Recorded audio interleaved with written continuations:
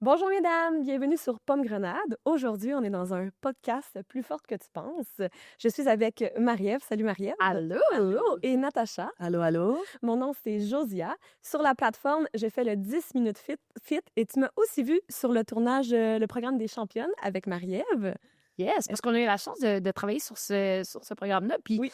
c'était super intéressant parce que c'était un programme complet, à mon avis, où il y avait autant du renforcement musculaire, des cours de cardio-box, cardio-kickboxing. Je me demande qui les donnait. On sait pas. Je sais pas. Et il y avait aussi des cours de mobilité, tout ça. Donc, c'était vraiment un gros défi qu'on lançait aux utilisatrices. Puis, j'ai trouvé ça intéressant de pouvoir faire ça avec toi parce qu'on vient de milieux complètement différents. Oui. Moi, de la boxe, aujourd'hui retraitée. Toi, un peu plus danse. Danse, entraînement, maintenant naturopathe. Et Natacha, toi, on peut te voir où sur Pomme Grenade? Oui, donc moi, j'enseigne le volet yoga. Donc, j'ai déjà un programme équilibre émotionnel, tout ce qui est yoga émotionnel. Et aussi en 2026, petite surprise, il y a des nouveaux programmes qui sortent, détox, reconnexion. Fait que j'ai vraiment hâte. OK, fait que c'est une primeur que tu nous annonces. Yes, yes. Oh! Là, on vit quelque chose de grand, là. On vit quelque chose de grand, là. Super content d'être avec vous aujourd'hui, les filles. Donc, on va commencer tout de suite. J'ai des petites questions pour Natacha. Tu vas t'occuper plus du volet yoga et tout. Donc, on veut en savoir un petit peu plus. Marie, est-ce que tu fais du yoga, toi? Euh, C'est une autre j'ai question. été... oui, c'est ça. Pouvez-vous répéter la question? J'ai été forcée de faire du yoga quand je boxais parce que, justement, au niveau de la prévention de blessures, au niveau du système nerveux et tout ça, clairement, c'était très complémentaire à ce que je faisais. Donc, ça me permettait de me blesser beaucoup moins. Ça me permettait aussi de mieux dormir le soir et tout ça. Ce n'est pas ce que je préfère, mais je suis consciente à quel point ça a été pour moi important de le faire durant ma carrière, là. Tout à fait. Vraiment tout à fait. Alors, voilà, première question pour toi. En quoi le mouvement peut-il devenir une forme de guérison plutôt qu'un simple entraînement, Natacha? Yes, donc un peu comme tu as dit, c'est sûr, beaucoup de monde pense que le yoga, c'est flexibilité, c'est pour prévenir tout ce qui est blessure, puis tout ça, c'est vrai. Mais si on rentre plus en profondeur et on parle pas de ça souvent, même dans notre formation de yoga, c'est quelque chose qui se retrouve dans le corps et ça s'appelle le fascia. OK. Avez-vous déjà entendu du fascia? Oui, j'ai souvent entendu que tes fascias sont très, très, très Tight. tight. C'est ce que j'ai entendu le plus souvent dans ma C'est carrière. ça. Et ce qui est très mind-blowing avec le fascia, c'est que fait que ce que c'est le fascia, c'est comme un tissu qui vient envelopper tous tes organes, fait que tes muscles, tes ligaments, même ça monte jusqu'au cerveau et c'est retrouvé partout dans le corps. OK. Et il y a 100 ans, quand ils ont fait des recherches, quand ils faisaient ils évaluaient les cadavres et tout, ils pensaient que ce genre de fascia était comme une peau morte, fait qu'ils s'en débarrassaient, mais seulement pour découvrir que dans ce fascia, non seulement on ressent tightness et tout, et ça crée des mouvements limités, mais on a aussi des émotions, Oh, OK. des blocages qui sont coincés dans le fascia. Et c'est toujours dans les mêmes endroits, les hanches, le cou, tu sais, je la vois dire oui. Oui. Et c'est vraiment dans ces endroits-là où les émotions restent. Tout ce qu'on n'a jamais pu exprimer, le corps s'en rappelle. D'ailleurs, il y a un fou livre qui s'appelle The Body Keeps the Score. Ouais. Je vous conseille. Et c'est dans ce fascia que tout ça arrive. Et les choses que j'ai vues dans mes cours, surtout dans les cours de yin, donc dans un cours de yin, on garde la posture 3, 4, 5 minutes. D'habitude, c'est 3, 4 minutes, mais on monte jusqu'à 7 minutes. Et ce que ça fait, et je l'ai déjà vu devant moi, c'est qu'il y a des femmes qui commencent à pleurer, qui commencent à faire des sons, et c'est ton corps, c'est le fascia qui est en train de relâcher. Qui se libère. Exact. Et Wow. surtout en Shavasana, après un mouvement de yoga, il y a toujours la dernière posture de relaxation. Et c'est comme la posture à ne pas éviter parce que c'est là où la magie, la guérison commence, la transformation commence parce que tout ce que tu viens de faire, les émotions, tout ce qui est blocage, il monte sur la surface et là, ça sort. Et c'est dans ce fascia que se retrouvent tous ces blocages-là. Donc, le yoga, moi, personnellement, ça m'a guéri et c'est vraiment le fascia qui m'a aidé à comprendre, oh my God, j'ai tout ça dans mon corps. Et ce qui est encore plus crazy, c'est que dans les CT scans, MRI, comme dans les IRM, quand tu vas te faire tester et tout, le fascia n'est pas visible. OK. Non, c'est vrai. Alors, si comme il y a une femme qui souffre avec une maladie chronique et tu vas faire des tests, OK, madame, il n'y a rien ici, mais il ne faut pas oublier de aussi évaluer, de regarder, peut-être le problème provient du fascia. Fait que c'est un peu ça, pourquoi le yoga peut être vraiment plus que juste un simple mouvement pour flexibilité, mais vraiment une guérison pour vraiment libérer tout ce qu'on tient dans le corps. Est-ce que tu dirais que tu as juste besoin de faire du yoga yin pour libérer les tensions, le fascia, ou c'est le yoga yang? Est-ce que je le Oui, prononce bien? yang, yin, c'est Yin. honnêtement tout ce qui est forme de mouvement. OK. Même dans l'entraînement, Ouais. dans le boxe, et je suis sûre, quand tu bouges, il y a des choses qui bougent. C'est sûr, quand tu fais un cours de yin, c'est plus focalisé sur ça, Mhm. mais c'est tout genre de mouvement qui t'aide à vraiment libérer, à bouger ce fascia. Wow, super intéressant. Ouais. Ma deuxième question pour toi. Pourquoi bouger peut parfois être plus méditatif que de rester immobile? Ah, oui, vas-y. Parce que je ne peux pas rester immobile. Bonne Non, réponse! oui, Oh, c'est yeah. ça, parce que déjà, juste d'être assise sur le divan, c'est pas facile. Fait que, oui, vas-y, la réponse, comme le côté scientifique de ça, moi, Yes. je peux témoigner que c'est vrai. Je peux pas expliquer pourquoi, mais je peux dire que c'est vraiment vrai. Oui, donc on a la mauvaise croyance que pour méditer, il faut rester immobile, il faut écouter une musique ou juste fixer sur un objectif. Oui, c'est pas faux, mais méditer, c'est vraiment d'être conscient et d'être présent dans l'action que tu fais. Fait OK. que, exemple, prenons un exemple dans la cuisine quand tu fais la vaisselle. Tu peux être présente et vraiment ressentir l'eau qui coule sur tes mains et le savon et tout, et juste en étant présent avec même ta respiration en faisant la vaisselle, ça c'est méditation. On pourrait dire ça à notre chum. Vra- Exactement. C'est une façon de méditer, ben. Oui, you know, like Fais la calm vaisselle. down, va faire la vaisselle. Mais même dans la marche ou même dans une conversation, comme tu sais, en ce moment, on est là, on est présent, on respire. Mm. C'est une forme de méditation. C'est pas parce que je suis assise, je suis pas assise et j'ai de la musique que je médite pas. Donc vraiment, méditation, c'est d'être présente, d'être connecté avec ta respiration, même dans l'entraînement ou dans la boxe. Mais moi, le meilleur exemple de méditation, pour moi, c'est le golf. OK. Là, les gens sont comme, ben, Wow. je joue au golf. Tu vois? Mais quand je joue au golf, je suis tellement dans le moment présent, je suis pas en train de penser à mes projets, je suis pas en train de penser à tout ce que j'ai oublié de faire. Je suis tellement concentrée à envoyer ma balle le plus loin possible, puis tout est dans les micro-détails, donc Mhm. j'ai pas le choix. Je suis tellement concentrée là Tu es là. que c'est ma façon de m'évader, c'est ma façon de méditer. Donc, je suis C'est d'accord vraiment avec ça. Même avec la danse contemporaine, je suis sûre, tu as déjà ressenti comme si tu étais en mode transe et Ouais. tu étais là. Fait que c'est vraiment aussi une sorte de méditation parce que tu bougeais, mais tu étais là, tu étais connecté avec tes sensations, tes émotions, ta respiration. Fait que c'est vraiment un question d'alignement. Si je suis là, je suis présente, je respire, je suis connectée, ça, c'est méditation. Super. D'ailleurs, tu parles de respiration. Pourquoi Mhm. la respiration, elle serait aussi importante que le mouvement lui-même?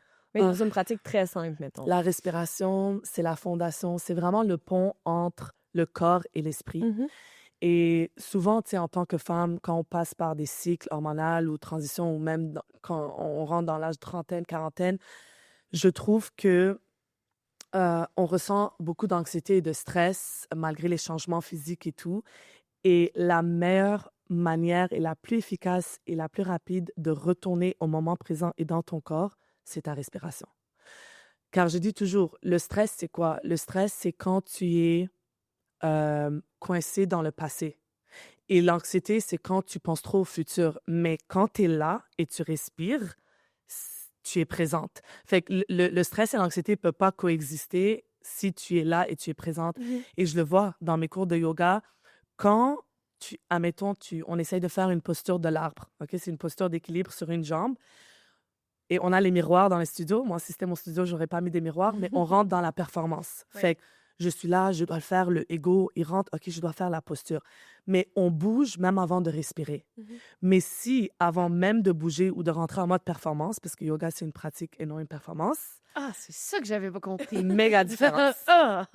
Et tu te connectes avec ta respiration. Je dis souvent ça. Je dis, guys, même avant que tu bouges ton pied droit, est-ce que tu respires avec conscience? Parce qu'il y a la respiration superficielle, Mhm. and then il y a la respiration, OK, inspire pour 4, expire pour 6. Alors, une fois que tu invites ta respiration et tu es là, tu es connecté, après, le mouvement se fait tellement fluide parce que tu actives ton système parasympathique et tu es directement dans la calme, dans la sérénité. Et là, la posture, elle devient tellement plus accessible. Alors, c'est vraiment intéressant qu'est-ce que la respiration peut faire. Est-ce que tu suggères des exercices de respiration? Mettons qu'une cliente, là, une journée, elle se désorganise complètement, les hormones de stress montent trop. Est-ce que Oui. tu aurais un exercice à donner aux Oui, personnes qui nous super écoutent? simple, respiration 5, 7, 8. Donc, tu inspires pour 5. Tu retiens pour 7. Oh! Ça va bien aller. Respire pas. Et t'expires pour, oui, tranquillement, comme si tu avais une paille entre tes deux lèvres. Continue. Vide tes poumons, vide tes poumons. There you go. Mais ça, c'est drôle parce que je le fais encore beaucoup aujourd'hui.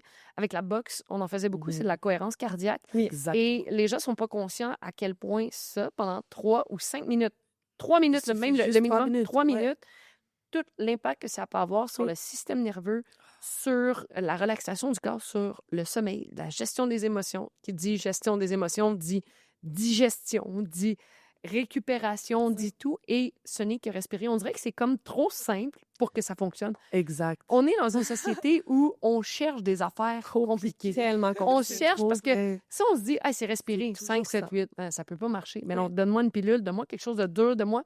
Puis quand c'est dur, justement, les gens veulent pas le faire. Mais je pense qu'il faut arrêter de chercher des C'est vraiment solutions ça. qui Des sont clés simples. glamour. Des clés vraiment simples. C'est Ouais. exactement ça. Oui. Et ça, respirer, 5, 7, 8. Il y a aussi le carré, le 4, Ah 4, oui, 4. box breathing. Comme, il n'y a rien de plus C'est ça simple que dans ça. l'armée. Et je vous mets au défi d'essayer ça, ces techniques de respiration-là. Vous allez voir la différence que ça peut faire. Et j'étais la première à être sceptique.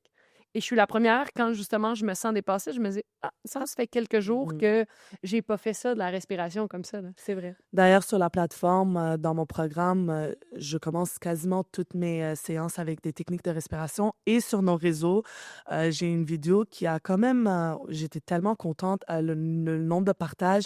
Et c'est la The Box Breathing. Ouais. Respiration carrée, c'est vraiment génial. T'es comme tu retournes dans le moment présent, tu te sens enraciné. Ouais, la Donc, respiration. rappelez-vous, les filles, la respiration, c'est une clé très puissante à votre Oui. santé physique et mentale.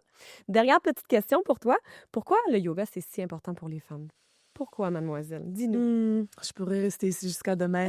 Le yoga pour les femmes, ben, c'est pour tous les êtres humains, mais pour les femmes, comme qu'on a dit, tu sais, on passe souvent par nos 4 phases chaque mois, et surtout si on a maman, transition, postpartum, stress.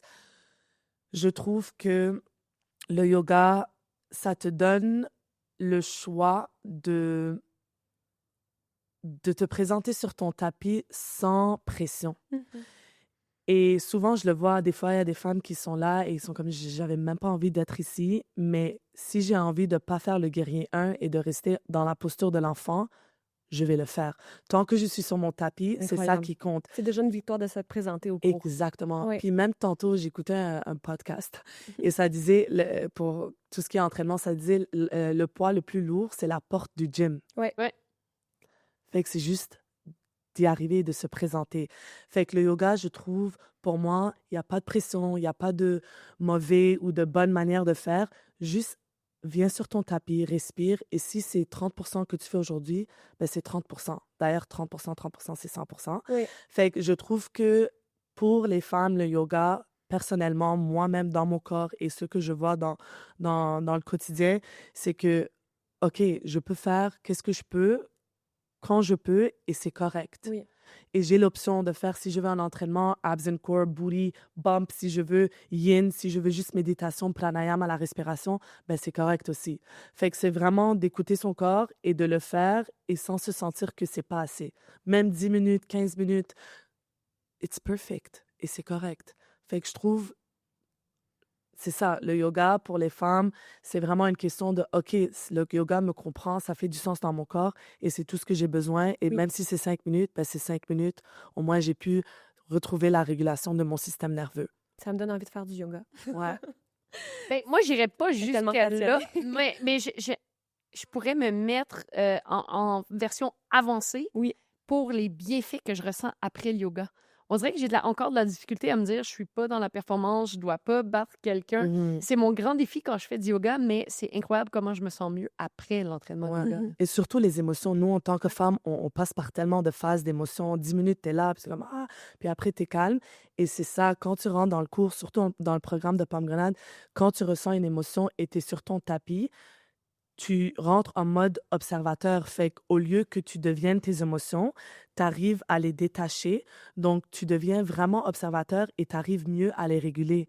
Et nous, en tant que femmes, on sait comment on est avec nos émotions. Fait que c'est de pouvoir aller sur ton tapis. Et le tapis, c'est comme le miroir. Fait que tu arrives à observer tes patterns, tes réactions, ta respiration. Fait que c'est vraiment une manière de mettre comme un miroir devant toi et d'observer, oh my God, aujourd'hui, je suis tellement dans mes émotions, mais vu que je me suis présentée sur mon tapis, j'ai pu faire cette Distance-là, oui. distance Oui. et là, je comprends beaucoup plus qu'est-ce qui se passe et comment gérer ça. Et merci pour la belle discussion, Lila. Merci à Merci d'avoir écouté le podcast Plus forte que tu penses. Et on se retrouve sur la plateforme Pod Grenade. À très bientôt.